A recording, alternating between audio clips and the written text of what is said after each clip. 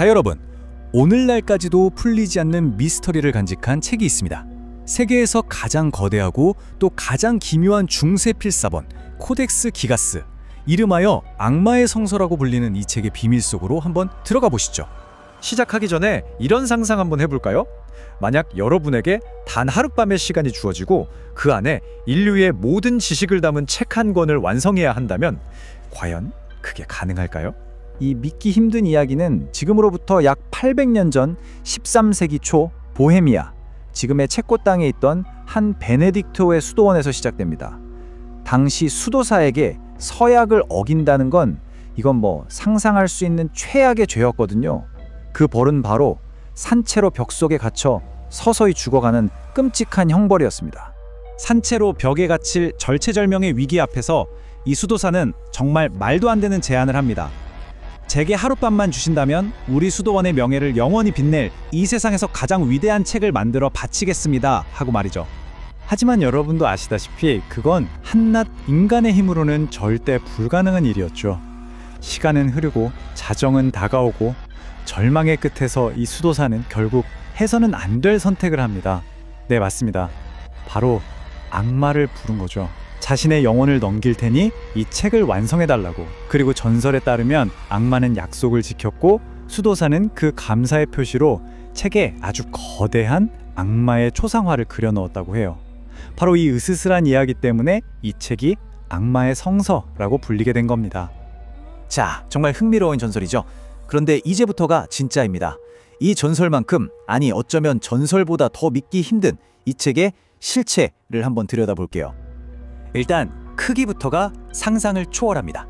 높이가 자그마치 92cm예요. 거의 1m. 웬만한 어린아이의 키만 하다고 생각하시면 돼요. 말 그대로 거인의 책인 거죠. 펼치면 작은 식탁 하나는 그냥 꽉 찹니다. 크기도 크기인데 무게는 더 기가 막힙니다. 무려 75kg.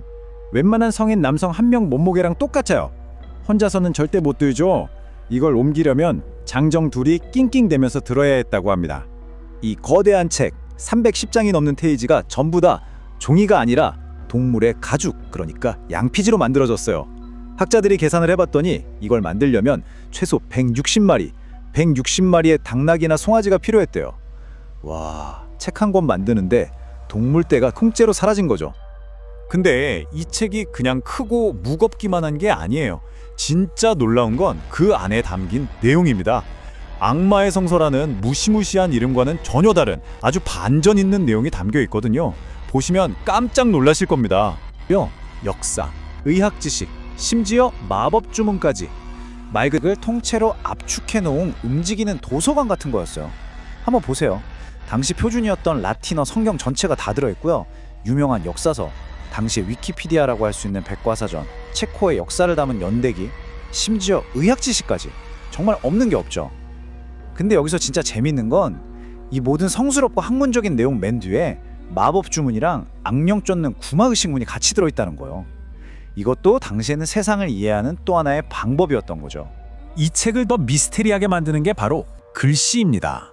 수백 페이지가 넘는 이 엄청난 분량을 처음부터 끝까지 단 한 사람이 쓴 것처럼 글씨체가 완벽하게 똑같아요. 사람이 썼다고는 믿기 힘들 정도로요. 글씨의 떨림, 잉크색 변화, 오타? 그런 게 전혀 없습니다. 그리고 그냥 글자만 빽빽한 게 아니에요. 각 장이 시작될 때마다 나오는 이 화려한 장식들 좀 보세요. 빨강, 파랑, 노랑, 초록, 심지어 진짜 금을 입혀서 만들었어요. 페이지 하나하나가 그냥 예술작품인 거죠. 이러니 이건 인간이 한 게 아니다, 악마가 도와준 거다라는 전설이 생겨날 수밖에 없었겠죠. 자, 이제 이 책의 하이라이트입니다. 코덱스 기가스를 악마의 성소로 만든 바로 그 장본인, 문제의 악마 초상화를 자세히 들여다볼 시간입니다.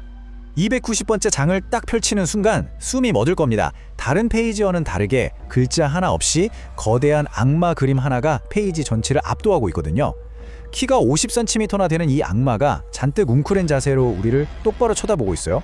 날카로운 발톱에 뱀처럼 두 갈래로 갈라진 혀, 좀 특이한 건 허리에 두른 흰 담비 털인데요. 저게 당시에는 왕이나 귀족만 쓸 수 있는 권력의 상징이었다고 합니다.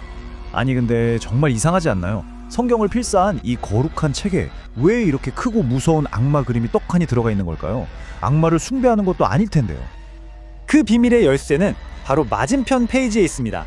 악마 그림과 마주보고 있는 페이지에는 놀랍게도 천상의 도시가 그려져 있어요.